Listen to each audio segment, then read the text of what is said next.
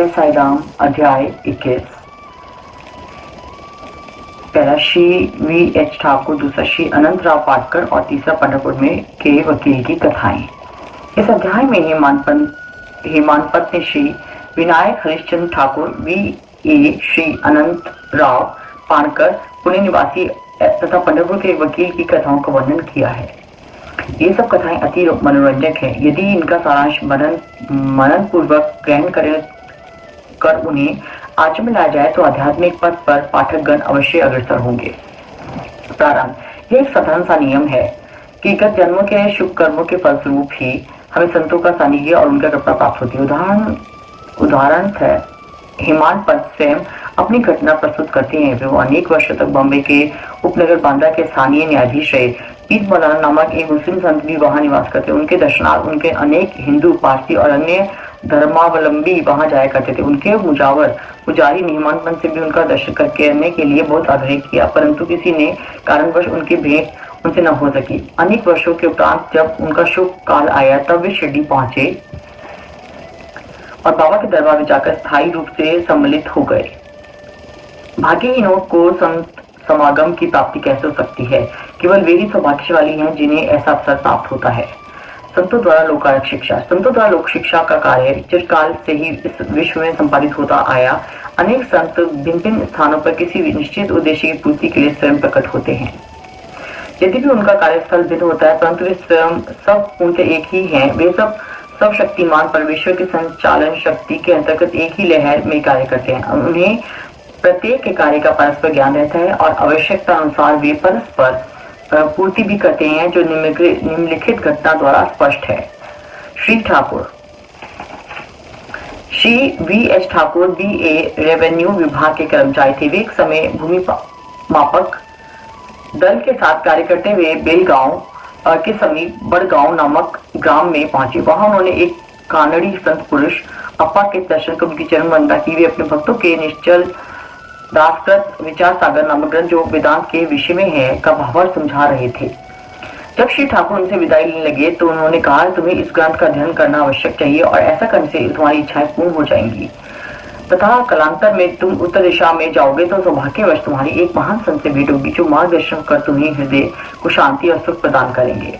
बाद में उनका स्थानांतर जूनर को हो गया, जहाँ की नानी घाट पार करने जाना पड़ता था। यह घाट अधिक गहरा और पार करने में कठिन था, इसलिए उन्हें भैंसे की सवारी कर घाट पर पार करना पड़ा, जो उन्हें अधिक असुविधाजनक तथा कष्टकर प्रतीत हुआ। इसके पश्चात उनका स्थानांतर कल्याण में कुछ पद पर हो गया। वहां उनके नाना साहब चांदोरकर से परिचय हुआ। उनके द्वारा उन्हें श्री साईं बाबा के संबंध में बहुत ज्ञात हुआ और उनके दर्शन की तीव्र उत्कंठा हुई। दूसरे दिन ही नाना साहब शिरडी को प्रस्थान कर रहे थे। उन्होंने श्री ठाकुर से भी अपने साथ चलने का आग्रह किया। ठाणे के दीवानी न्यायालय में मुकदमे के संबंध में उनकी उपस्थिति आवश्यक होने के कारण वे उनके साथ न जा सके।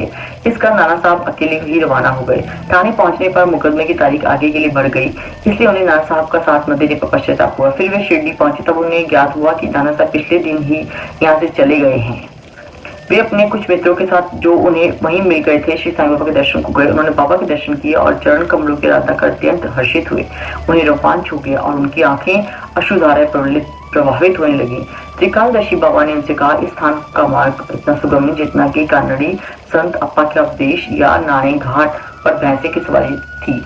आध्यात्मिक पथ पर चलने के लिए उन्हें घोर परिश्रम करना पड़ेगा, क्योंकि यह अत्यंत कठिन पथ है। जब श्री ठाकुर ने सागर भित शब्द सुने, उनका अर्थ उनके अतिरिक्त और कोई न जानता था, तो उनके हर्ष का पार न रहा और उन्हें कानड़ी संत के वचनों की स्मृति हो आई। तब उन्होंने दोनों हाथ जोड़कर बाबा के चरणों पर अपना मस्तक रखा और उनसे प्रार्थना की कि हे प्रभु, मुझ पर कृपा करो, इस अनाथ को अपने चरण कमलों की शीतल छाया में स्थान दो। तब बाबा बोले, तो कुछ अप्पा ने कहा वह सत्य था, उसका अभ्यास कर उसके अनुसार ही तुम्हें आचरण करना चाहिए। व्यर्थ बैठने को उससे कुछ लाभ ना हो। जो कुछ तुम पठन करते हो उसको आचरण में भी लाओ, अन्यथा उसका उपयोग ही क्या। गुरु कृपा के बिना ग्रंथावलोकन तथा आत्मानुभूति निरर्थक ही है। श्री ठाकुर ने अभी तक केवल विचार सागर ग्रंथ में सिद्धांतिक प्रकरण ही पढ़ा था, परंतु उसकी प्रत्यक्ष व्यवहार प्रणाली तो उन्हें शिरडी में ही ज्ञात हुई। एक दूसरी कथा भी इस सत्य का और अधिक सशक्त प्रमाण है। श्री अनंतराव पाटणकर पुणे के एक महाशय श्री अनंतराव पाटणकर श्री साईं दर्शन के इच्छुक थे। उन्होंने शिरडी आकर बाबा के दर्शन किए। दर्शन से उनके नीरज शीतल का विशेष अति प्रसन्न हुए। उन्होंने बाबा के श्री चरण और यथा योग्य पूजन करने के उपरांत बोले, मैंने बहुत कुछ पठन किया, वेद वेदांत उपनिषदों का भी अध्ययन किया तथा अन्य पुराण भी श्रवण किए, फिर भी मुझे शांति न मिल सकी, इसलिए मेरा पठन व्यर्थ ही सिद्ध हुआ। एक निरा अज्ञानी भक्त मुझसे कहीं श्रेष्ठ है। जब तक मन को शांति नहीं मिलती तब तक ग्रंथ अवलोकन व्यर्थ ही है। मैंने ऐसा सुना है कि आप केवल अपनी दृष्टि मात्र से ही विनोद पूर्ण वचनों द्वारा दूसरों के मन को सरलता पूर्वक शांति प्रदान करते हैं। यही सुनकर मैं भी यहाँ आया हूँ। कृपा कर मुझ दास को भी आशीर्वाद दीजिए। तब बाबा ने निम्नलिखित कथा कही। घोड़े की लीद के 9 बोले नवधा भक्ति। एक समय एक सौदागर जहाँ आया, उसके सम्मुख एक घोड़ी ने लीद की।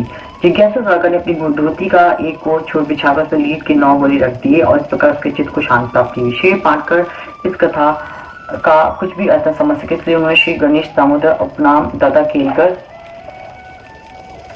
को अर्थ समझाने की प्रार्थना की और पूछा कि बाबा के कहने पर अभिप्राय क्या है।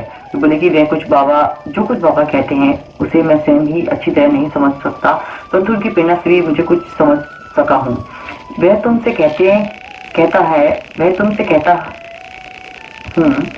घोड़ी है, ईश कृपा और 9 31 गोले हैं। नवधा भक्ति यथा पहला श्रवण, दूसरा कीर्तन, तीसरा नामस्मरण, चौथा पाद सेवन, पांचवा अर्चन, छठा वंदन, सातवां दस्य, आठवां सख्य और 9वां आत्मनिवेदन। ये भक्ति के 9 प्रकार हैं। इसमें से यदि एक को भी सत्यता से कार्य रूप में लाया जाए तो भगवान श्री हरि अति प्रसन्न होकर भक्त के घर प्रकट हो जाएंगे। सब साधनाएं अर्थात जब तप योगाभ्यास तथा वेदों के पठन पाठन में जब एक भक्ति का संपुट न हो, बिल्कुल शुष्क ही है, वे ज्ञानी या ब्रह्म ज्ञान की भक्ति भाव के अभाव निरर्थक है। आवश्यकता है तो केवल पूर्ण भक्ति की। अपने को भी उसी सौदागर के समान ही जानकर और व्यग्रता तथा उत्सुकता पूर्वक सत्य को खोजकर 9 प्रकार की भक्ति को प्राप्त करो, तब कहीं तुम्हें दृढ़ता तथा मानसिक शांति प्राप्त होगी। दूसरे दिन जब श्री पाटकर बाबा को प्रणाम करने गए तो बाबा ने पूछा कि क्या तुम्हें लीद के 9 गोले एकत्रित किए। उन्होंने कहा कि मैं अनाश्रित हूँ, आपकी कृपा के बिना उन्हें श्रद्धापूर्वक एकत्रित करना असंभव नहीं है। बाबा ने उन्हें आशीर्वाद देकर सांत्वना दी कि तुम्हें सुख और शांति प्राप्त हो जाएगी, जिसे सुनकर श्री पाटकर के हर्ष का पारवार न रहा। पंढरपुर के भक्तों के दोष दूर कर उन्हें उचित पथ पर ला देने की बाबा की त्रिव्यालता की एक छोटी सी कथा का वर्णन कर इस अध्याय को समाप्त करेंगे। एक समय पंढरपुर से एक वकील शिरडी आए। उन्होंने बाबा के दर्शन को उन्हें प्रणाम किया तथा कुछ दक्षिणा भेज कर एक कोने में बैठ वार्तालाप सुनने लगे। तो बाबा उनकी ओर देखकर कहने लगे कि लोग कितने धूर्त हैं जो यहाँ आकर चरणों पर गिरते हैं और दक्षिणा देते हैं, परंतु पीठ पीछे गालियां देते रहते हैं। कितने आश्चर्य की बात है ना। यह पगड़ी वकील के सिर पर ठीक बैठी और उन्हें उसे पहननी पड़ी। कोई भी इन शब्दों का अर्थ न समझ सका, परंतु वकील साहब इसका दृढ़ गुणार्थ समझ गए। फिर वे अपने फिर झुकाकर बैठे ही रहे। बाहर लौटकर वकील साहब ने काफी सारे दीक्षित को बतलाया कि बाबा ने उनसे कुछ उदाहरण दिया और वह मेरी ही ओर लक्ष्य कर कहा गया था वे सत्य है। वह केवल चेतावनी ही थी, मुझे किसी को निंदा नहीं करनी चाहिए। एक समय जब उपन्यायाधीश श्री नुलकर स्वास्थ्य लाभ कराने के लिए पंढरपुर से शिरडी आकर ठहरे तो बाथरूम में उनके संबंध में चर्चा हो रही थी। विवाद का विषय था। जिस समय व्याधि से उपन्यायाधीश अस्वस्थ हैं, क्या बिना औषधि सेवन किए उन केवल साईं बाबा की शरण में जाने से उनका छुटकारा पाना संभव है, और क्या श्री नुलकर सदस्य एक शिक्षित व्यक्ति को इस मार्ग का अवलंबन करना उचित है। इस समय श्री नुलकर का और साथ ही साथ श्री साईं बाबा का भी बहुत उपहास किया गया। मैंने भी इस आलोचना में हाथ बटाया था। श्री साईं बाबा ने मेरे उसी दूषित आचरण पर प्रकाश डाला है। यह मेरे लिए उपहास ही नहीं वरन एक उपकार है जो केवल उपदेश है, और मुझे किसी की निंदा न करनी चाहिए और न ही दूसरों के कार्य में विघ्न डालना चाहिए। शिरडी और पंढरपुर में लगभग 300 मील का अंतर है, फिर भी बाबा ने अपने सर्वज्ञता द्वारा जान लिया कि बाहर रूम में क्या चल रहा था। मार्ग में आने वाली नदियां, जंगल, पहाड़ अनेक उनकी सर्वज्ञता के लिए रोड़ा न थे। वे सबके हृदय की गुहा बात जान लेते थे और उनसे कुछ भी छिपाना था। समीप या दूरस्थ प्रत्येक वस्तु उनके लिए दिन के प्रकाश के समान जाज्वल्यमान थी और उनकी सर्वव्यापक दृष्टि से उजलना थी। इस घटना से वकील साहब को शिक्षा मिली कि कभी किसी का चंद्रावेशन एवं निंदा नहीं करनी चाहिए। यह कथा केवल वकील साहब के लिए नहीं वरन सबके लिए शिक्षाप्रद है। श्री साईं बाबा की महानता कोई न आंक सका और न ही अद्भुत लीलाओं का अंत ही पा सका। उनकी जीवनी भी तदनुरूप ही है क्योंकि वे पर ब्रह्मा स्वरूप हैं। श्री सद्गुरु साईनाथ धर्मस्तु शुभम भवतु शुभम तु शुभम भवतु। जय श्री साईनाथ महाराज की जय।